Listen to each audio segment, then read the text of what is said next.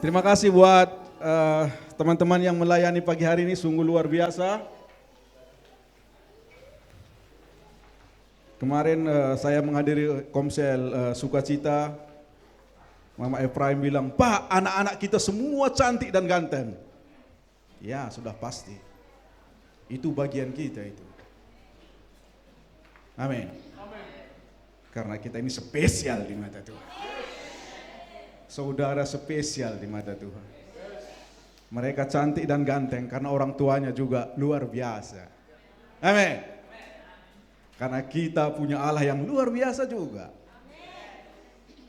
Amin. Haleluya. Bapak Ibu, saya sebentar aja, tidak lama-lama, tapi saya tidak akan nyanyi. Hanya sebentar saja, tapi tidak dengan nyanyi. Bisa dibuka?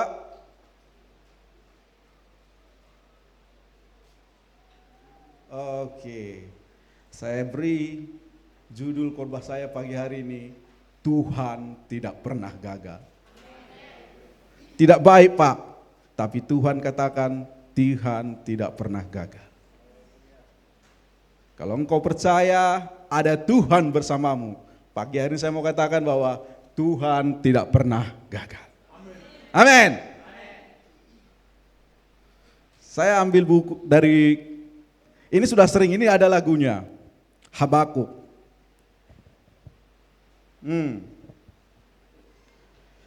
Ini sering kita nyanyikan lagu Habakuk ini, Habakuk 3, 17 sampai 18 ini. Ini saya ambil versi bahasa Indonesia masa kini, bukan yang seperti biasa, karena saya rasa ini lebih menendang dia. Iya kata Pak Supri, saya pun nyaman di depan kan. Kalau enggak, apa pula Bapak ini katanya kan. Oke, kita baca. Habakuk 3, sama-sama kita baca ya. Habakuk 3, 17 sampai 18. 1, 2, 3.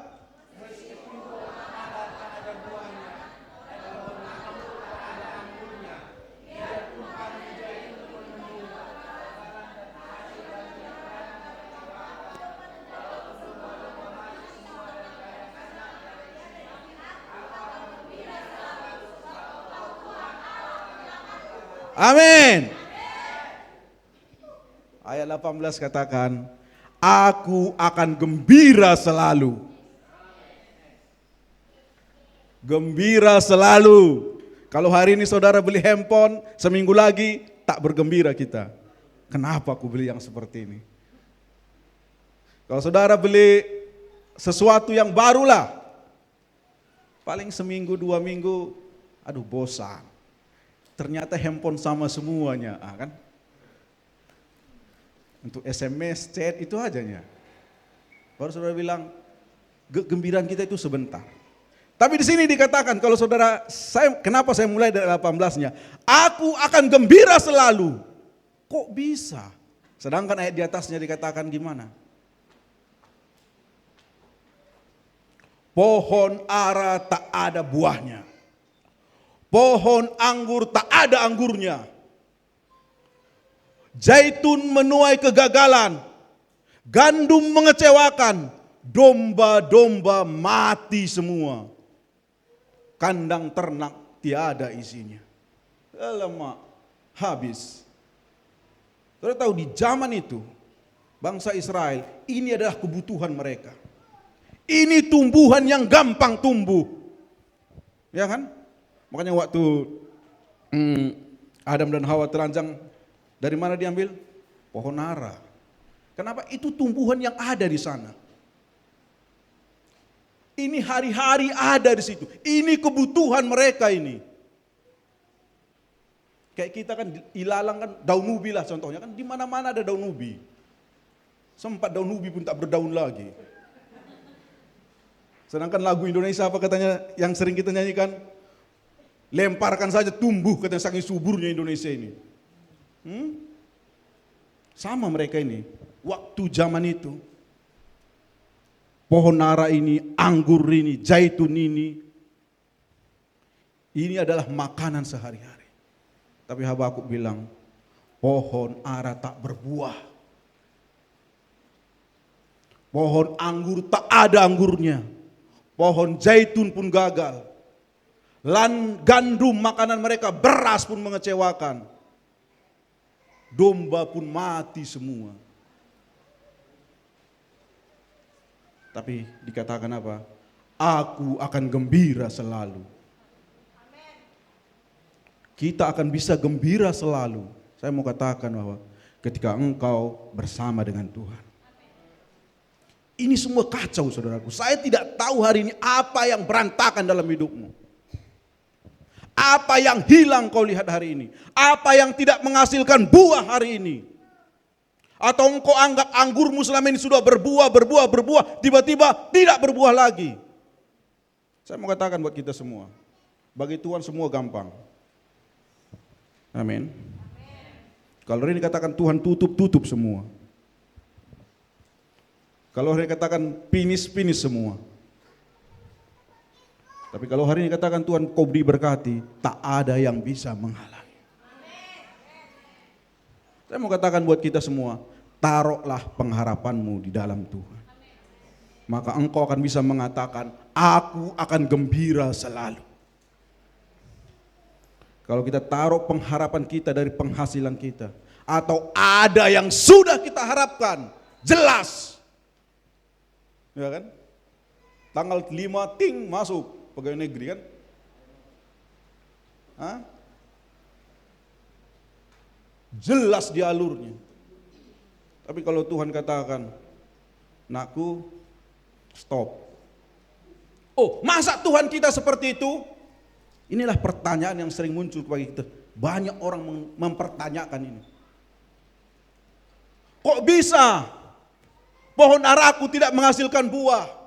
Kok pohon anggurku tidak menghasilkan buah? Kok bisa minyak zaitunku gagal semua? Kok bisa domba-domba mati semua? Tadi saya cerita sama Pak Supri. Pagi-pagi Pak Supri langsung, Pak sini. Langsung dipanggil, ada yang sesuatu yang baik Pak. Apapun yang terjadi dalam masalah kita Pak, itu hanya menaikkan otot kita. Otot iman kita katanya. Benar Pak. Saya akan khotbahkan itu, saya bilang. Maka saya buat judulnya apa? Tuhan tidak pernah gagal. Oh kalau gitu Tuhan gagal dong. Tuhan tidak gagal. Amin. Gimana nggak gagal kalau bangkrut? Tuhan tidak pernah gagal dalam hidup. Ayat 18 dikatakan, Engkau Tuhan Allah penyelamatku. Kalau hari ini kondisi kita belum baik, katakan, Engkau Tuhan penyelamatku. Tapi belum baik juga Pak, Engkaulah Tuhan penyelamatku. Masih sakit Pak, Engkaulah Tuhan penyelamatku. Sampai otot imanmu berkembang. Artinya otot iman berkembang, bertumbuh itu artinya saudaraku, engkau tidak lagi dipengaruhi dengan situasi itu. Pohon zaitun tak berbuah, segala sesuatunya gagal, engkau tidak katakan, habislah aku. Amin. Itu menandakan otot imanmu sudah berkembang. Kalau hari ini belum berhasil, jangan katakan, oh ini gagal, lakukan terus. Amin. Saya mau katakan, kenapa seperti itu Pak? Saya mau sampaikan bahwa karena kita adalah anak-anaknya Allah. Itulah bagian kita menjadi anak-anak Allah ini. Anak Allah punya kuasa. Amin. Punya kuasa untuk memperkatakan yang mati itu tumbuh, yang hilang itu Tuhan akan datangkan berlipat kali. Ada kuasa dalam kita. Bapak Ibu, saudaraku yang terkasih dalam Tuhan. Ada Allah yang besar bersama denganmu. Waktu engkau mendengarkan apa yang Tuhan katakan, lemparlah jalamu. Maka dikatakan apa? Simon melempar jala itu. mereka menangkap sejumlah besar ikan sehingga jala mereka mulai goyang. Yohanes 14:12 dikatakan, percaya kepada aku, maka ia melakukan pekerjaan yang besar. Percayalah kita bahwa ada kuasa yang besar bersama dengan kita hari ini. Bukan kuasa abal-abal, tapi kuasa yang besar hari ini ada bersama dengan saudara dan saya hari ini. Jangan takut. Tapi kan busuk semua Pak, pohon zaitun tadi tak berbuah, anggur tak berbuah, domba mati semua. Tuhan mau melatih imanmu. Jangan takut. Rencana Tuhan tak pernah gagal dalam hidup kita. Masih capek ini Pak, masih berat. Ada rencana Tuhan yang indah bagimu. Masih sakit Pak, jangan pernah alihkan kepercayaanmu. Bersukacitalah di dalam Tuhan. Hanya di dalam Tuhan yang bisa memberi kau sukacita. Kebahagiaan sebentar semua. Capek kita dengan bahagia dunia ini. Tapi ketika engkau menyadari ada Tuhan yang besar ada bersamamu, engkau akan bersukacita. Masalah banyak Pak, engkau akan bersukacita. Susah Pak, perkatakan itu. Sampai imanmu naik. Sampai otot-otot iman kita berkembang dia. Amin. Oke, berikutnya. Kenapa kita sering melihat ke belakang dengan situasi kita? Lewat kayaknya itu. Terlalu cepat, itu udah terakhir itu. Langsung kalian mau akhir.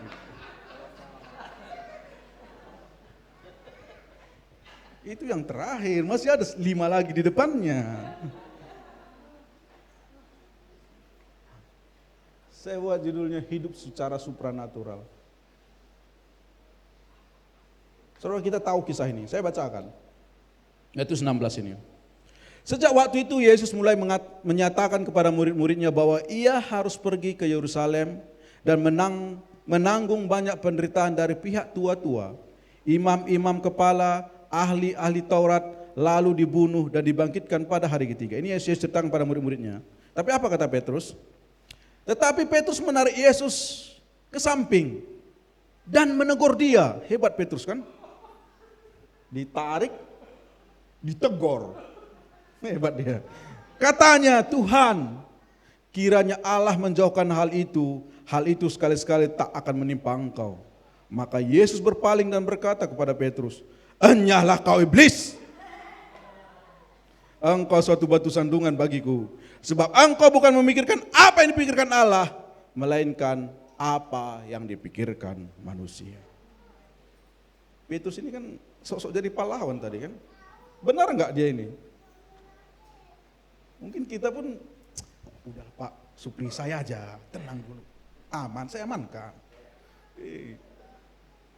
Aku tahu ini Pak, bisa aku bereskan ini. Petrus. Apa kata Yesus? Enyah kau iblis. Karena engkau berpikir dengan manusia, bukan berpikir seperti Allah. Yang mau saya sampaikan apa? Berpikir supranatural, artinya berpikir dengan cara pikiran Allah. Kalau engkau ada masalah hari ini, berpikir dengan cara berpikir Allah. Jangan kau berpikir dengan cara manusia. Jangan kau menyelesaikan masalahmu hari ini dengan cara manusia. Yesus katakan, iblis. Oh tapi ini baik Pak.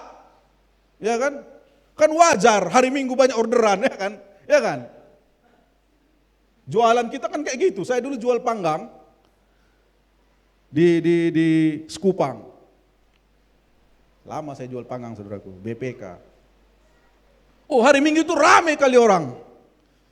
Apalagi pulang gereja, rame kali. Makanya saya ketemu dengan istri saya di situ. Pulang gereja. Saya nggak ke gereja kan. Langsung Pak Marwan tersenyum. Memang Pak Marwan ini. Tapi udah mau digusur Pak. Hari Minggu itu kan. Ini kan cara berpikir manusia ini. Oh, bukan berarti besok minggu-minggu semua saudara enggak ini ya. Oh, kata Pak Timanta marah-marah pula ibu-ibu nanti di rumah kan. Ini hanya contoh. Kita kan berpikir dengan cara manusia gimana ini menyelesaikan masalah. Karena Pak Ibrahim kemarin bilang, oh kupikir dengan minjam Pak. Ternyata bukan dengan minjam. Kupikir dengan cara kredit, ternyata bukan dengan cara kredit. Bersolek aku cantik-cantik Pak, rebonding tiap minggu, ke salon tiap minggu. Bukan dengan cara itu juga Tuhan buat. Bukan berarti saudara nggak ke salon-salon, istri saya ke salon juga dia. Yang, kata Pak Timanta nggak usah lagi katanya kan. Enggak. Tapi engkau berpikir secara Tuhan. Untuk menyelesaikan apapun masalahmu. Untuk menyelesaikan keuanganmu, kesehatanmu. Berpikir secara supranatural. Artinya apa? Dengan cara ajaib dia. Dengan cara ajaib Tuhan tolong kita dari lumpur itu. Dengan cara ajaib Tuhan tarik kita. Petrus berjalan di atas air dengan cara ajaib. Tuhan bisa pulihkan hidup kita. Tuhan bisa pulihkan keluarga kita. Karena apa? Kita punya Allah yang besar. Itu yang kita harapkan. Maka Yesus katakan kepada Petrus, sok-sokan pula si Petrus ini. Bapa sudah merancang yang baik-baik. Petrus mau rusak. Kalau ada yang merusak itu, Yesus katakan apa? Iblis itu.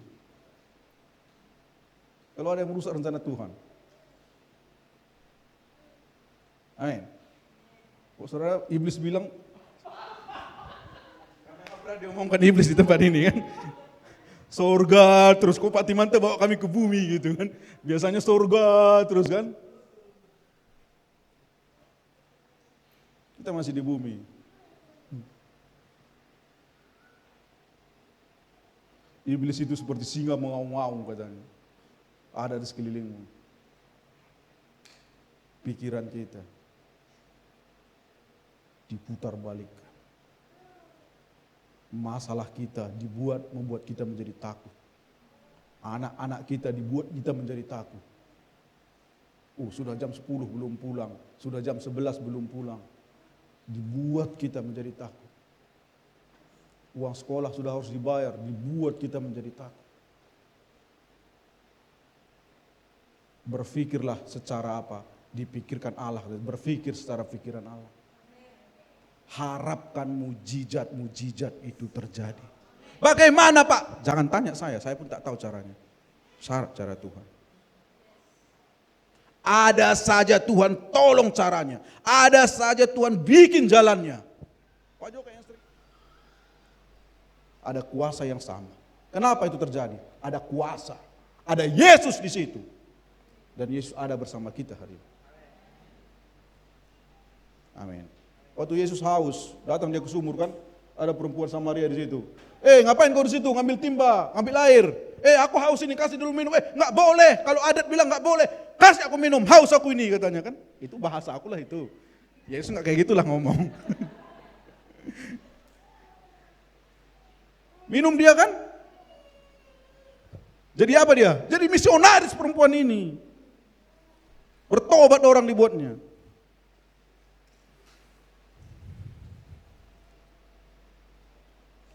Mungkin kita anggap, ini keluarga mantap ini kan. Belum tentu dia bisa menolong kita. Ya kan? Ini istriku pintar ini kan. Belum tentu juga. Ya kan? Hanya bersama dengan Tuhan. Jadi Bapak Ibu saya mau sampaikan, situasimu hari ini, mungkin kau sudah mogap-mogap istilah Pak Jo. Mungkin kau sudah besok Senin harus bayar ini. Mungkin sudah ada yang mau ini kan, nelpon-nelponi dari kemarin. Senin besok harus dibayar. Jangan takut. Berpikir dengan cara berpikir Tuhan.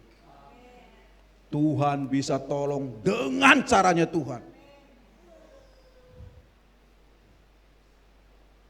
Waktu Yesus memberi makan 5.000 orang, bukan roti mereka itu. Roti anak-anaknya di situ. Kayak inilah kan ramai kita lapar, kata Pak Aris, kan coba dulu tanya si Kania ada nggak rotinya. Ternyata bawa roti itunya. Kan Yesus bilang ke murid-muridnya, coba dulu cari dulu. Oh ada di sana 5 roti 2 ikan Yesus, bawa ke sini. Bukan punya dia.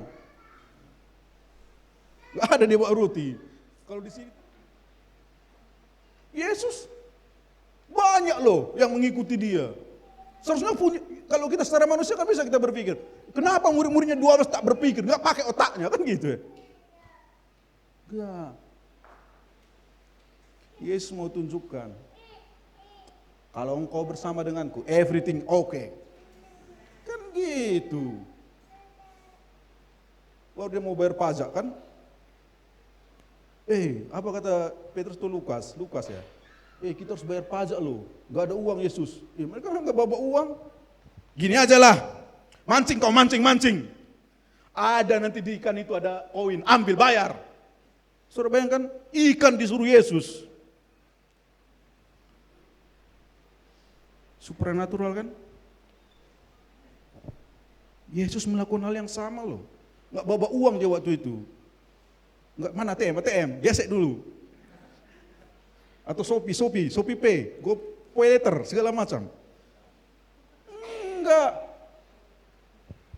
Mancing kau, nanti ikan yang pertama buka mulutnya ada koin di dalam. Bayarkan. Itulah cara Tuhan kita.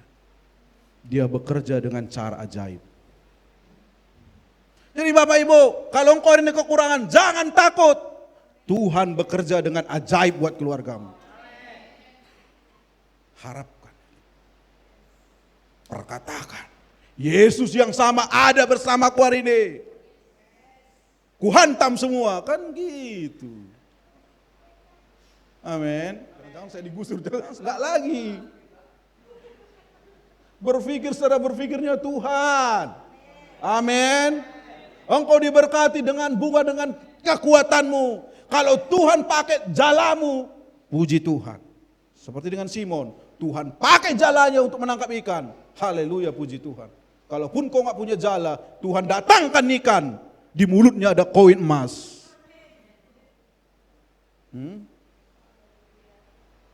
Oh, saya nggak punya PT Pak, tak perlu kau PT. Ya kan? Oh, saya punya nggak skill Pak, Tuhan bisa buat apa yang kau tahu. Saya bisa makan Pak, nggak apa-apa. Kan sekarang bisa jadi tukang makan aja jadi apa kan, YouTuber. Anak muda, jangan kau takut. Jangan cengeng, kita punya Allah yang besar. Amin ya? Atau saudara, Bapak itu enak aja itu. Enggak. Saya juga banyak tantangan saudaraku. Tapi saya harapkan supranaturalnya Tuhan itu. Dengan cara-cara ajaibnya Tuhan. Saya pun berdiri hari di sini sampai hari ini karena ajaibnya Tuhannya. Kalau nggak mana bisa. Engkau akan tercengang-cengang kalau engkau bekerja, kalau Tuhan bekerja dalam hidupmu. Jangan lihat kondisi kita. Jangan lihat kemampuan kita hari ini. Tuhan bisa datangkan dari mana-mana. Amin. Simon dipakai lewat jalannya. Waktu Yesus tidak punya uang, disuruhnya anak buahnya mancing. Sama aja. Sama-sama diberkati kan? Sama-sama beres masalah itu. Sama-sama selesai semua. Cuman jalannya aja, caranya Tuhan buat beda. Jadi jangan sama seperti, aku mau jadi tukang buah juga, nggak perlu. Cukup Pak Aris jadi tukang buah. Nggak saingan.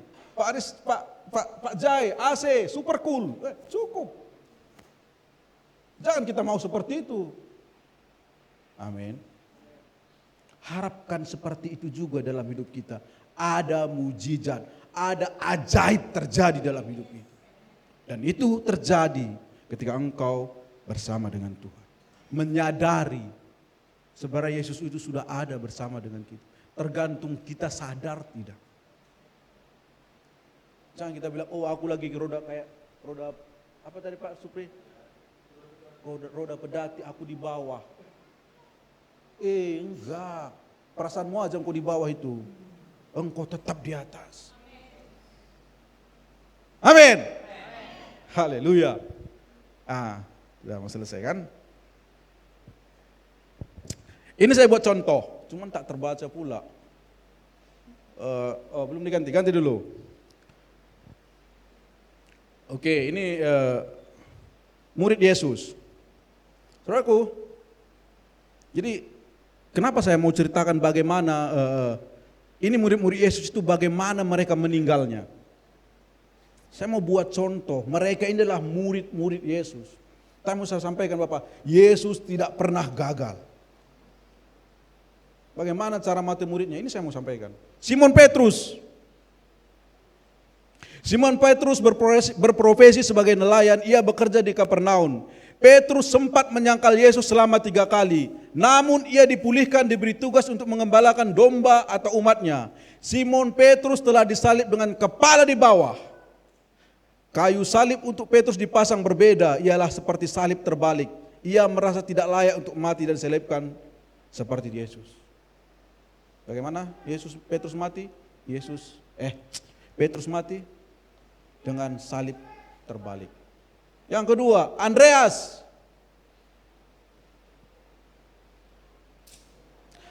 tinggal bersama Petrus dan menjadi penjala ikan. Andreas merupakan sosok yang membawakan anak kecil dengan 5 roti dan 2 ikan itu. Jadi Andreas lah yang mencari ikan dan roti itu waktu Yesus mengasih makan 5.000 itu. Andreas juga disalib seperti Petrus, namun dengan cara seperti huruf X di Yunani.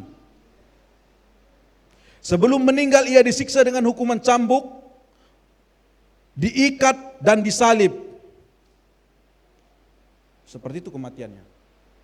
Murid yang ketiga, Yakobus anak Zabeus, sosok pembicara dan yang baik.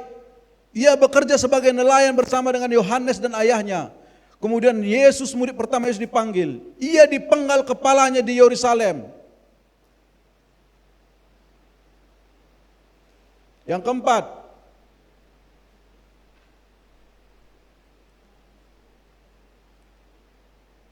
Yohanes merupakan murid Yesus yang paling muda.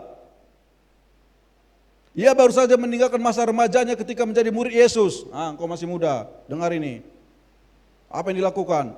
Yohanes digoreng dalam bak minyak mendidih di Roma. Udah digoreng kalian, belum kan?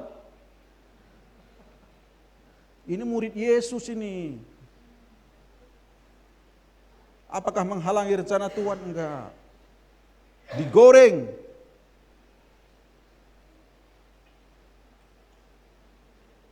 Karena Tuhan ingin terus memakai dia, walaupun sudah digoreng, dia tetap hidup.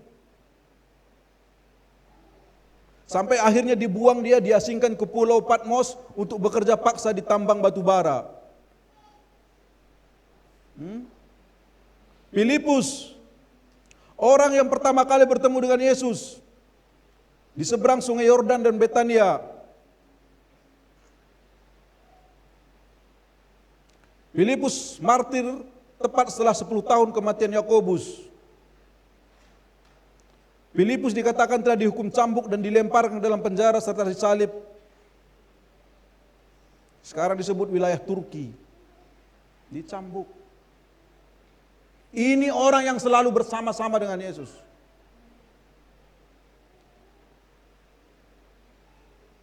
Thomas dengan kepribadiannya yang lemah dan ragu-ragu dapat berubah karena pertemuannya dengan Yesus.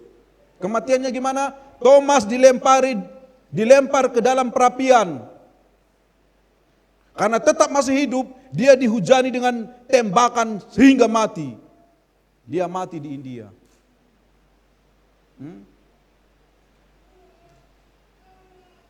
Yakobus meninggal dunia setelah dilempari juga. Simon meninggal dengan disalib. Matius, seorang pemungut cukai yang bekerja untuk pemerintahan Romawi. Matius disalib, dibunuh dengan pedang setelah disiksa terlebih dahulu. Yudas Iskariot yang telah menjual Yesus dengan 30 keping uang perak, bunuh diri, gantung diri, menyesal. Matias, rasul pengganti Yudas Iskariot, mati dihukum pada tahun 80 dengan cara dipenggal kepalanya. Paulus disiksa dengan kejam, kepalanya dipenggal. Dia penulis surat kan? Paulus.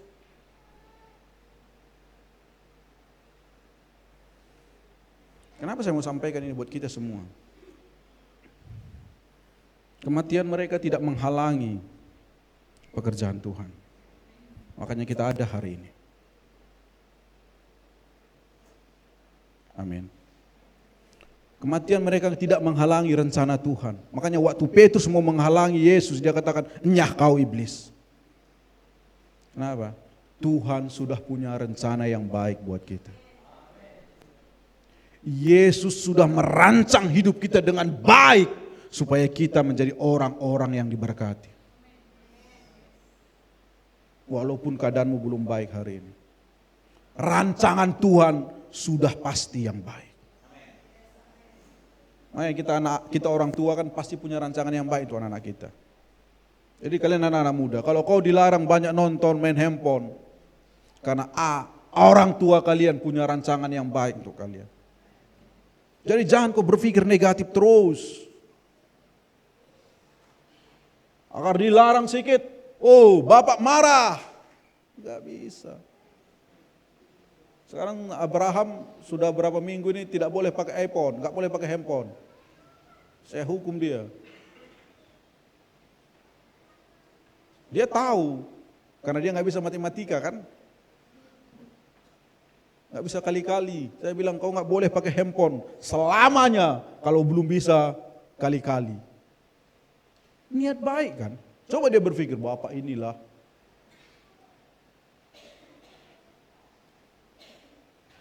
Khusus yang muda-muda ini, jangan kau selalu berpikir negatif tentang orang-orang di sekitarmu.